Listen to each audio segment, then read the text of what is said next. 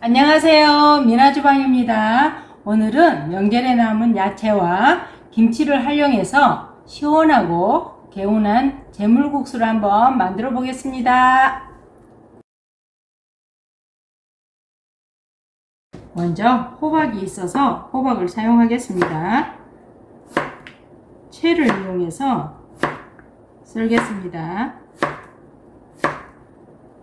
지금 3인분을 기준으로 해서 활용하겠습니다.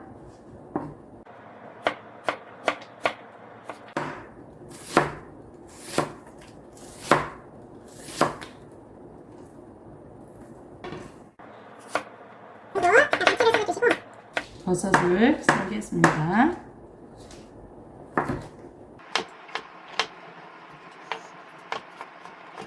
집에 콩나물이 있으신 분은 콩나물을 넣으셔도 됩니다. 시원하니 맛있겠죠? 콩나물이 없어서 그냥 집에 있는 야채들로만 하다 보니까 콩나물은 넣지 않는데 다른 야채들은 지금 충분히 많이 넣고 있습니다. 이렇게 해서 파까지 썰어 놓고, 매콤한 거 좋아하시는 분들은 청양고추를 조금 이용해서 칼칼하게 해서 드시면 됩니다. 이제 준비가 다 끝났으니 국수를 끓여 보겠습니다. 물은 지금 3인분 기준 해가지고 육수는 1400ml를 넣었습니다. 육수가 끓기 시작해서 재료들을 넣어 보겠습니다. 먼저 김치를 넣어 주세요. 그 다음에 양파, 순서대로 이렇게 넣으시면 됩니다.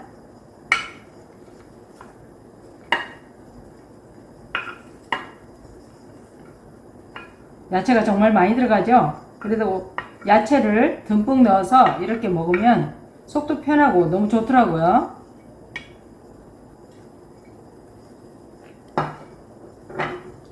자, 이제 야채가 끓기 시작했죠. 이제 국수를 넣고 한번 끓여 보겠습니다. 재물국수는 간을 하지 않고 국수 자체에서 간이 나오기 때문에 간을 하지 않고 끓이시면 됩니다. 김치도 들어가고 했기 때문에 간은 따로 안 하셔도 될 겁니다.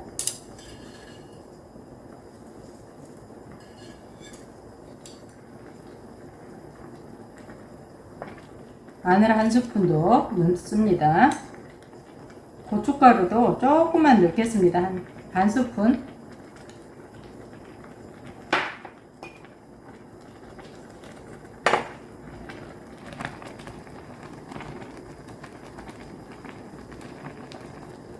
국수를 따로 삶아서 넣지 않기 때문에 이거 끓여 먹는 게 굉장히 간단합니다. 명절 끝나면 여자분들 이런 음식 하는 거 귀찮잖아요. 그러면 재물국수를 이렇게 끓여서 드시는 것도 간편하고 한 끼 식사 대용으로 아주 좋아요.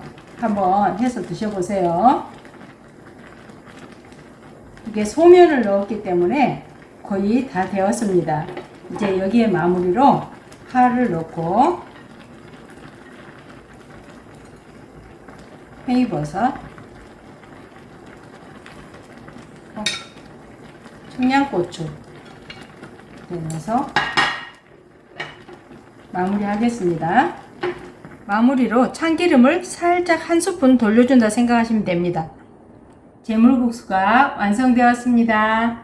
시원하고 깔끔한 재물국수 끓여 드시고 마지막 연휴 즐겁게 보내십시오. 저는 맛있는 음식으로 다음에 찾아뵙겠습니다. 시청해 주셔서 감사합니다.